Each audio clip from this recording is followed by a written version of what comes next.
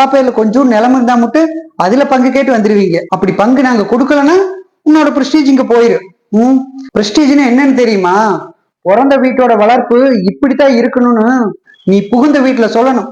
அதுதான் உனக்கு கிடைக்கிற உண்மையான பிரஸ்டீஜ். எனக்கு ரொம்ப நாளா ஒரு சந்தேகம். அப்பா சொத்துல பங்கு கேட்டு லட்சக்கணக்கான கேஸ் கோர்ட்ல நிலுவையில் இருக்கு. ஆனா அப்பா வாங்கின கடன்ல பங்கு கேட்டு ஒரு கேஸாவது பொண்ணுக்கு போட்டு கோர்ட்ல இருக்கா? இருக்காதுக்கா. ஏன்னா இது சுயநலமா வாழ்ற பூமி.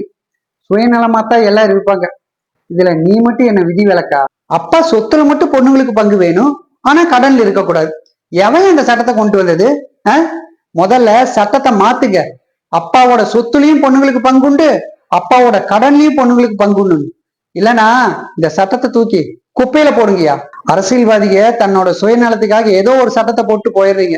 அதுல பாதிக்கப்படுறது எங்களை மாதிரி அப்பாவி இளைஞர்கள் தான். நேத்து நீ சொன்னியே எத்தனை ஜென்மம் எடுத்தாலும் நீதான் எனக்கு தம்பியா பிறக்கணும்னு. இப்ப நான் சொல்றேன், எத்தனை ஜென்மம் எடுத்தாலும் உன்ன மாதிரி ஒரு அக்கா என் கூட பிறக்க கூடாது.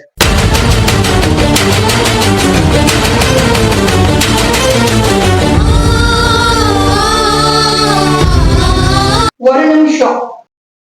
அப்பா கடன்ல பாதிய நான் ஏத்துக்கிறேன். நான் கேட்ட அந்த 40 லட்சம் ரூபாய் எடுத்த எனக்கு எழுதி கொடுத்துரு. சரி, நாளைக்கு ரிஜிஸ்டர் ஆபீஸ் வந்துரு. சரி, நாளைக்கு அவர் கூட்டிட்டு வரேன். நாளைக்கு உடைய போறது அப்பாவோட சொத்து மட்டுமல்ல,